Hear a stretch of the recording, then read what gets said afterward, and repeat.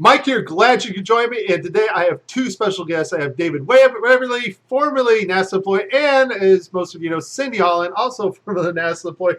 And we're going to talk about, are there satellites? And if there are, what type of satellites? David's going to talk just a little bit about the South Pole because he was stationed there. So he's got a lot of cool information, facts about that. And we're going to talk about Cindy. Of course, she worked at Lockheed Martin, which an engineer told her what? That the Earth is flat. The Earth is flat, straight from an engineer at Lockheed Martin. Now, if anybody knows if the Earth's flat, Lockheed would know. So, David, let's hear, what did you do for NASA? And tell us about your experiences. I know you work for Goddard Space Center. Tell us about your experiences at the South Pole. Yeah. Okay, so I actually wasn't at the South Pole because there isn't a South Pole. Oh, but, whoa. Is there something to walk on down there? I mean, well, first of all, Antarctica, regardless of whether you believe in a globe or a flat Earth with a encircled or encompassed Antarctica, Antarctica is a landmass covered with ice, a whole lot of ice. How far out did you get to go? How much ice is there? Anyway, so you know I don't have a serious face. Sorry, dude. You get. But how far out did I go? I was in McMurdo Station. Okay, so you're right on the edge, under just directly south of New Zealand, right? Yeah, that's. I mean, everything is south. Well, yeah. Right. Yeah. Okay. Yeah. I'm pulling your leg, man. Listen. So look. Okay, it's pretty. You go to Christchurch, New Zealand, on the way to Antarctica to go out to the ice, they call it. So. I was in McMurdo to put a data ingest system. Now, this was in my career at NASA when I believed we lived on the globe Earth. I bought all the science, all the space, the vast universe, and billions of stars. I bought into all that, just like most of us did at one point. And so I'm down there, and we put this system in to capture the data. And it's for polar orbiting spacecraft, so that because there's a big data hole in the Antarctic data set, a big hole. Are you talking about the map part, the part where Hollow Earthers say there's nothing there? Yes, any map that you would have seen of the Earth showed this huge gaping lack of data in the center of Antarctica. And I can tell you the reason why that is because there is no center in Antarctica. Antarctica's a ring, but I didn't know that then. So we go down there. Now, here's the thing, and I was about to tell you a little while ago, is I set this system up. Everything's functional. We were ingesting data. We're retransmitting it offline when there are no spacecraft orbiting over, quote unquote. And about 10 years later, I'm watching a YouTube video, and I'm looking at images on Google Earth of Antarctica. And there's a big gaping hole in the data set for Antarctica on Google Earth. And I'm like, now you got to understand, I personally went there to correct that. So I was kind of like a little weirded out. Like, why in the heck is there no data for this large area of Antarctica when I went down there to correct that? And this is here 10, 12 years later. So I called my old boss and said, hey, Mike, what's the deal? How come we don't have any data, any imagery over the center portion of Antarctica? And his answer to me, and I talked to my pastor about this even, because I was like freaking out about it, because it didn't make any sense. You think after 10 years they'd have some data, right? Dude, 12 years. 12 years, okay. Yeah, and we spent $500,000, which isn't a lot of money by NASA standards, but on this project to go down there, I didn't even want to go, to be honest. I was newly married to my wife. I didn't want to leave her for 5 minutes. You know what I'm talking about. So anyway, so I go down. I was lamenting the whole time, you guys. Anyway, so I call Mike and I say, what's the deal with this? And he says, well, Dave, they opted out. They didn't want our data. They got a pipe. They got a fiber optic network from McMurdo to Svalbard. Now, you got to understand, Svalbard is almost the total other side of the world, okay? It's one of the most north places on the quote-unquote planet. Okay. Now, is this a undersea pipe from McMurdo that far? Yes. Fiber Okay. optic pipes Okay. under the ocean from McMurdo Station all the way to Svalbard. Now, even on a flat Earth map, it's freaking far. Okay. So wait a minute. Supposedly we have satellites. We have all this great space technology. Yes. Why the heck do we need a fiber optic pipe But from listen, McMurdo? that's what I'm getting at. So he's telling me this, and this is what he's telling, and I'm going. Now, I don't even think I believe that I knew about flat Earth yet. Then this is what was leading up to my going, holy crap, we're deceived. So I'm on the phone with him, and he's retired at this point from NASA. I'm like, well, that doesn't make any sense. Why the hell? He said, well, they opted out to send the data to Svalbard. That's the Norwegians, okay? And that they would process the data and sell it back to us. What? I'm just saying. So I'm like, okay, this doesn't make any sense at all. Now remember, how many guys can you talk to that said, hey, I personally went down there and put it in a data retrieval system for polar orbiting spacecraft in Antarctica? You hear that every day, right? Well, in the flat Earth community, there's a few. Yes, I know that. Yes. So it's important that everybody understand that you were there to map what's essentially still not there and still not mapped today. That's right. To fill out an area of data, a huge area that was not there. And it's still not. See, here's the thing. He says, well, yeah, they pipe it over the fiber optic network to Svalbard, and then they sell it back to us. Well, it's still a big gaping hole in the data. Hello. So 2017, we have yet to map a portion of one of our continents if the Earth is a globe, correct? And we supposedly, quote unquote, have continuously polar orbiting spacecraft. Guys, listen. There's a whole series of spacecraft that I worked on also, called EOS, Earth Observation Systems. And it was like 5 different spacecraft, and they each looked at different spectrum. One was for atmospheric qualities, another was Terra, anyway.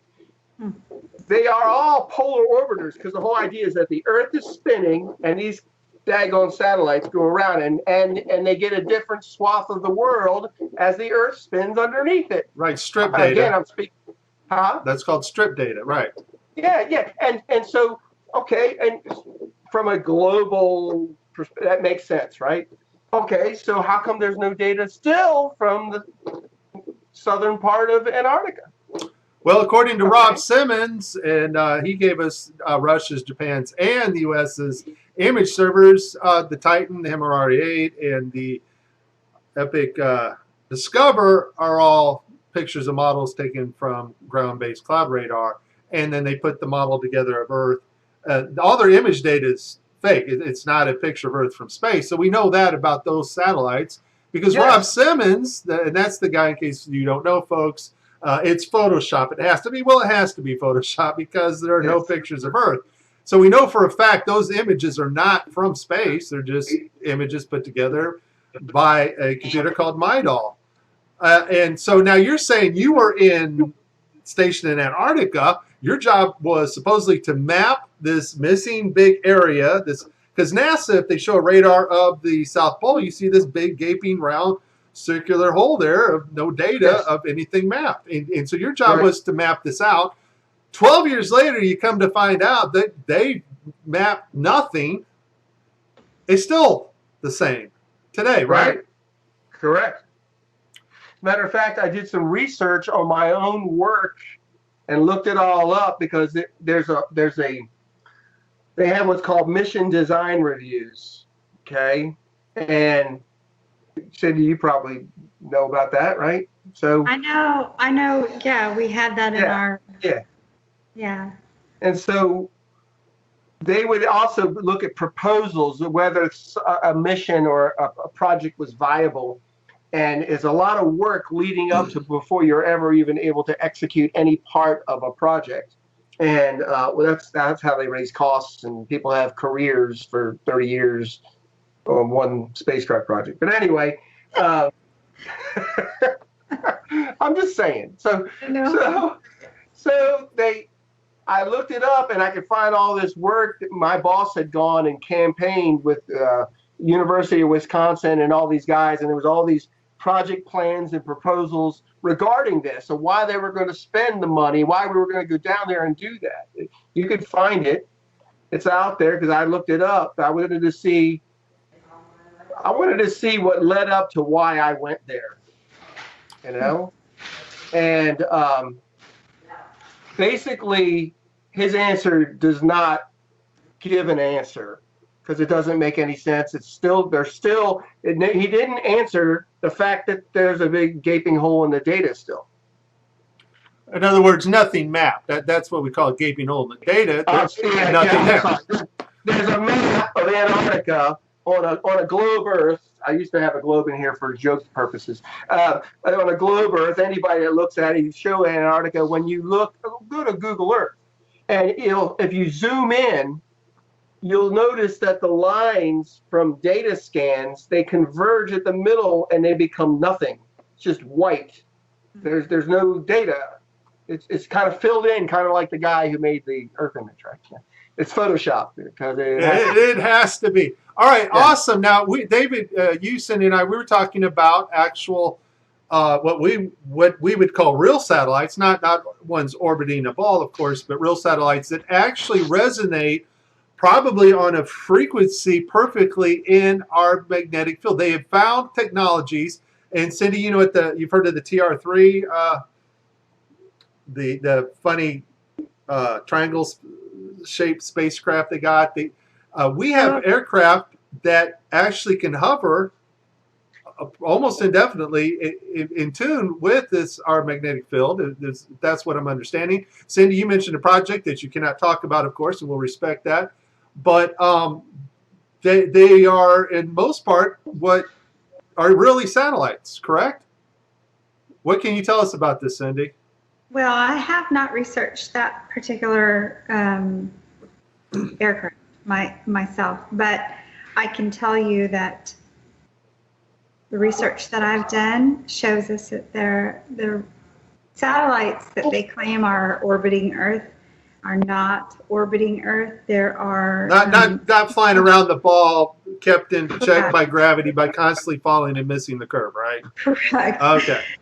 That are never seen in any photos, by the way. That's a crazy concept too, that you're spinning around a ball, constantly falling and missing it because you're going 17. It's a sci-fi movie. Yeah, that's science fiction. Want to create a sci-fi movie? It's a really good topic, but in reality, yes, they're building satellites because I have friends who work for these companies who build them. Yes, sir.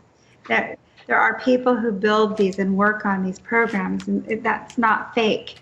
What's fake is that they are being sent into orbit. That's the part that's fake. And so that's the part that we're researching. We're looking into these anomalies because we know that outer space is not factual. It's created. It's a sci-fi movie. It's not something that's able to be, you can't go there. Yeah. It's we just can't get to the moon. So Cindy, let me ask you, Cindy, I've talked to NASA engineers and they claim, well, I work on satellites. Are you saying that somebody who works at NASA could actually work on parts of the equipment that go on things that are actually going up in the air to hover, orbit Earth, or ride along our magnetic field? Because David, you were talking about they find this sweet spot, a resonating frequency, that they have technology that they can stay up there as long as they stay in tune with Earth's magnetic field. Is it possible employees, Cindy, can build these things and they tell them it's an orbital satellite, but still be functional and be used for maybe one of these platform devices? It's hard to know what they would be used for because we're not in the know. And most of the people who work on these satellites are not in the know. There's no way they would have an idea of where they're being used or how their functionality actually works, but they are building them. I know I have a close friend I grew up with who works at Boeing, and when I first started posting that satellites were fake, she was very upset with me because she works build satellites. Well, a lot of us work with people who build or work on satellites. I've worked for NASA. I've worked for the Air Force. I've worked for Lockheed Martin. I've worked for Raytheon. I've worked in other NASA contracting positions, and we're all doing something. We're all working on projects and programs. The problem is it's a need-to-know basis. Everything is need-to-know. You're told what you're told. You do your job. You come to work, and you retire, and that's pretty much it. So most folks would never know that the hard work that they're doing is not what they think it is. Can I interject on that? Yeah. That idea? Yes. Okay. When I was at Goddard, Mike and Cindy, and anybody listening, there's this environment of, it's a wonderful, almost utopian ideal where you're all doing this great work for the betterment of mankind, and you almost believe this. You really do. And a lot of us at Goddard, it wasn't just a job, it's what we did. I mean, you could sleep there and shower there and shop there. They had a shop, and so they create this environment that's conducive to, nobody starts going, oh, they're keeping secrets from us. I mean, that's so. Anyone listening to this should not think like the people they're kept under a ball and chain, and it's such an utterly amazing work environment that you never stop to think, oh, we're doing something bad. Right. I mean, you're it's a given. You're doing this wonderful work, and everybody's doing their little portion, and then they launch a spacecraft. Ooh, cool. You know? And what he's saying is exactly right. The environment is happy, proactive. They teach you, they train you. Everybody's friendly. I mean, for the most part, I was with NASA for 4 years, from 1996 to 2000. My time with NASA was my first actual career position outside of college.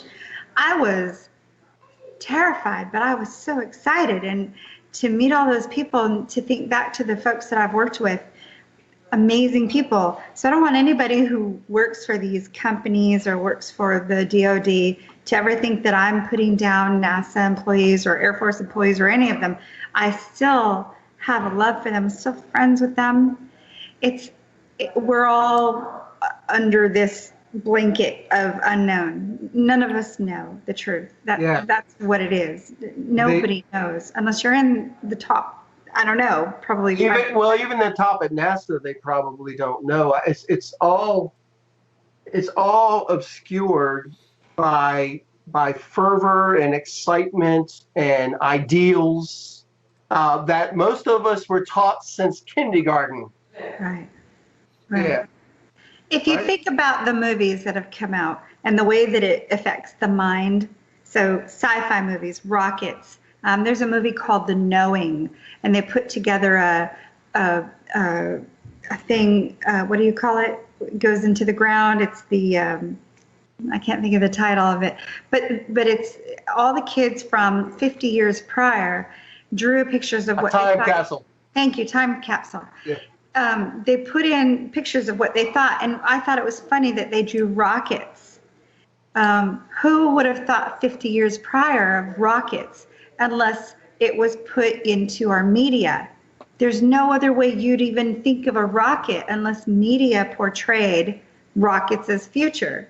Of course. So I saw I've been watching this movie a lot lately because I pick apart movies as I try to figure out what they're doing next. And so I pick apart Hollywood movies, but The Knowing is a good one because it kind of shows you the direction that they're taking. They're using specific agendas, space absolutely, the globe absolutely, evolution is huge. And so they're taking these things that we've been taught since kindergarten, and they're manipulating people to believe. And these are psychopaths. They don't have guilt. They do not have feelings. Correct.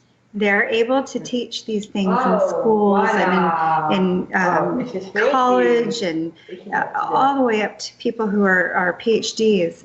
And they know they're false. They know they're fake. There's no proof. It's all theory. But they can do this because it's an agenda, and it goes with their agenda. So, can I add to that? Yes. Okay, this is a scriptural ideal, guys. Is that God says that He will do nothing. Will I do nothing without first telling my servants, the prophets? Mm.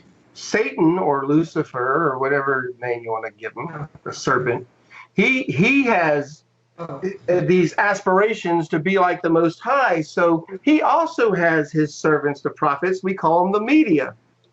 And so he tells us, they tell us what they're doing through movies, through media, like you're saying, Cindy. So they're laying their game plan or their intent in a whole lot of movies like that.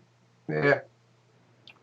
You know, guys, this is very interesting, and I shut my camera off so I get a better stream. But you know, when we talked with Rob Simon, he's very honest. He gave us Russia's, Japan's FTP servers, all their model of Earth that they used to superimpose the images on to make it look like they're taken from outer space. Totally straight up honest about what map projections you use, and he gave us that website and how to configure the map that they use for different projections and things. When you talk to other NASA certain employees in certain departments, they straight up tell you, oh no, it's not this and this. And so none of it leads to outer space or you know, living on a spinning ball and traveling 483,000 miles an hour. What it tells me, though, is that it seems like there's a separation between the people doing the work at NASA and a media conglomerate or a other type of government that does the faking part, the part where they take you in on the ISS and fake, you know, weightlessness through the HoloLens technology that JPL is working with right now, or telemetrics that they've contracted, and that allows them to bring in actors from any place over the world and put them on the same set. It's almost like the stuff that these engineers are building are actually used and put on these platform type what we'll call satellites, just for a better lack of term right now, so they can look at the Earth and get cloud cover and things. They're heavily interested in our magnetic field. We'll probably talk about that in another video. We'll talk about the sun in another video and how the eclipse, nothing blocked the sun.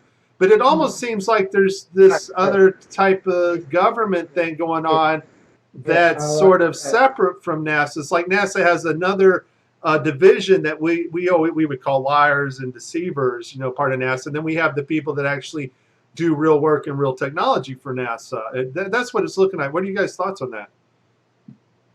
Absolutely. Again, the mass of people, and they are many.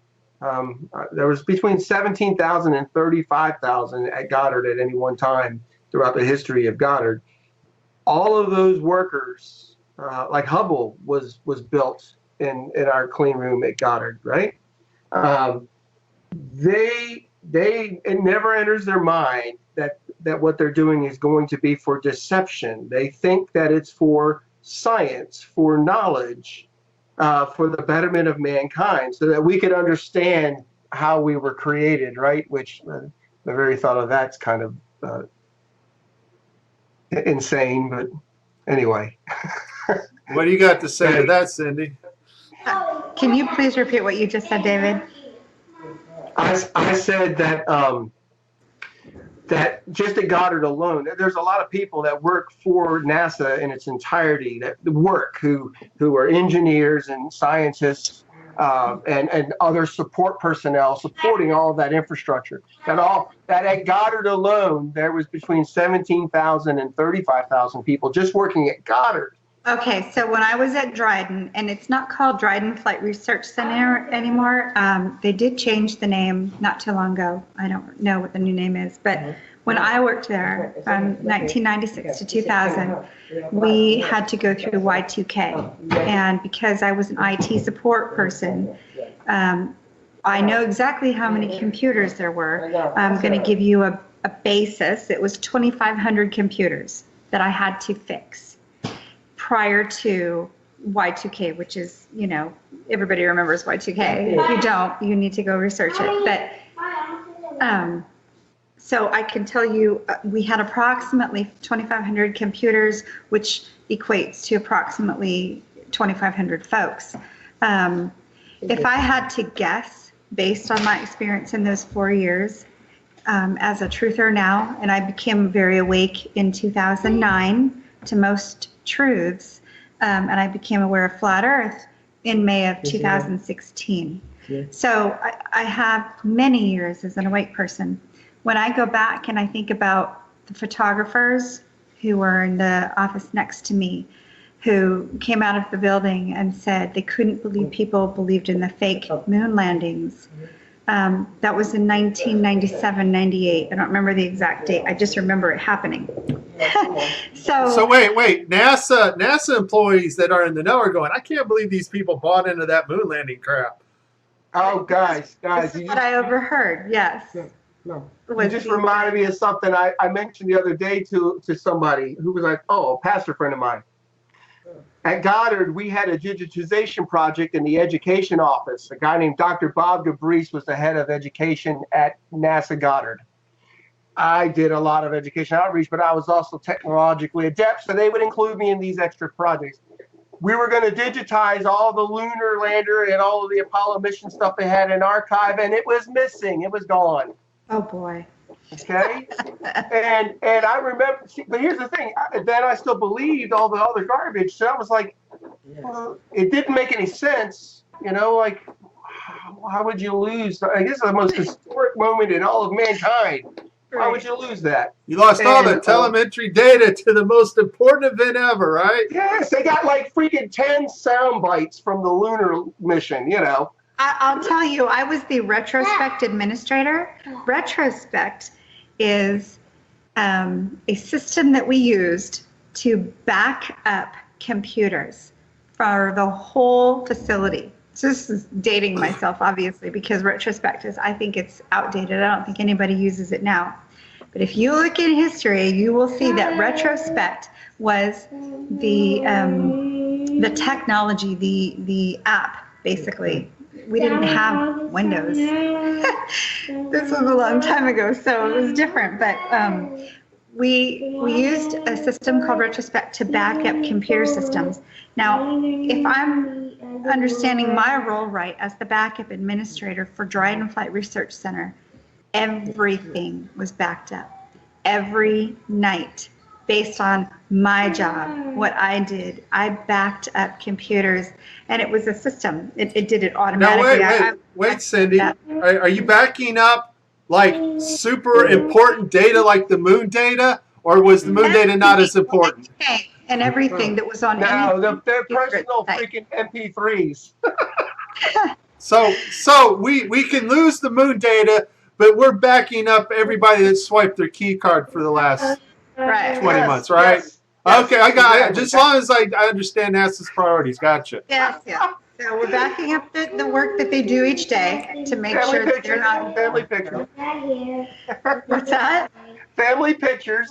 Look, wait, because I'll never forget my first week at Goddard. I went into an engineer's office, like he's a freaking GS-15 or something. Okay, that's like a $250,000 a year. Okay, it's like 150 to 250 a year salary.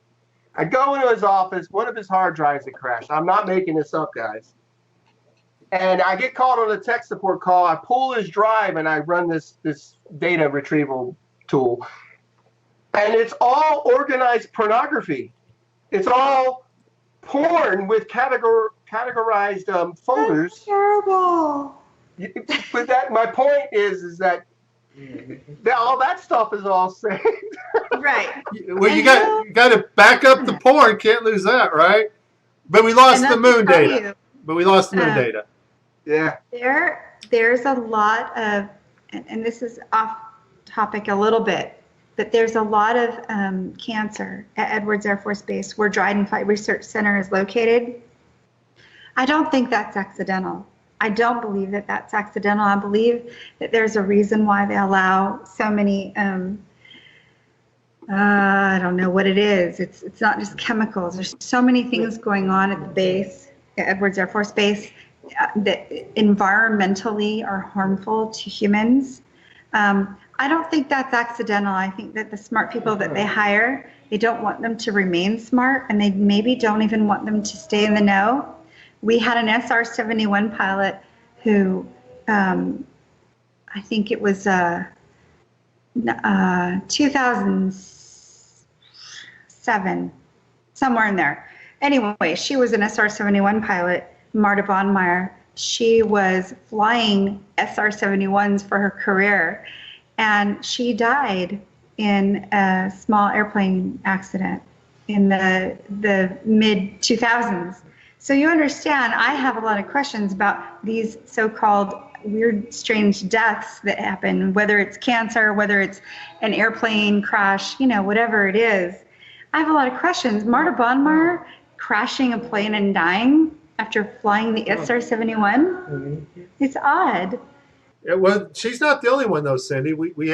There's YouTube videos about a guy that worked in Antarctic supposedly found out something. It seems like if you're a type of person that they can't trust, and you have information that need to know information only, it seems like some of these people are dying mysteriously or disappearing even, right? Or they're having mental issues that cause them to have to take or to be prescribed, not have to take, but Correct. be prescribed drugs that alter their mind to the point that they're practically useless. Correct. Yeah, that's a good setup, right? Because, somebody comes clean, like you guys, whistleblowers, and they go, well, they're doing this and this and this. But then all of a sudden you can go back and say, well, we have their mental history here.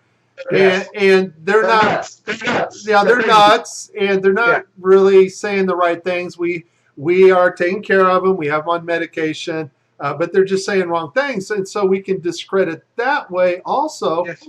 And so people are always wondering, well, where are these NASA employees that are saying the Earth is flat? Folks, I got 2 NASA former employees right here on video that know for a fact, from what they learned from NASA and what they've studied out themselves, that the Earth is indeed not a spinning ball.